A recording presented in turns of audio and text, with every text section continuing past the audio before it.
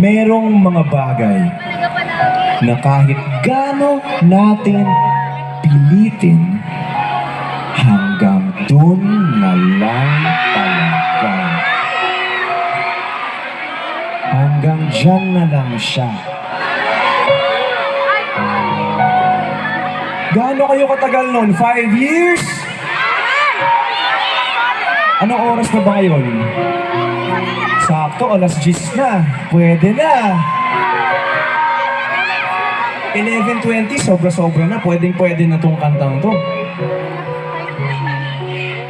Kung matagal na kayo, tapos biglang okay naman kayong lahat, okay naman kayong dalawa, walang problema, tapos isang araw, bigla na lang sinabing, sorry, hindi ko na kaya. Ano yun? Ganun yung ba kadali yun? Kung ikaw yan ngayong gabi na nandito nanonood, dadamayan ka namin.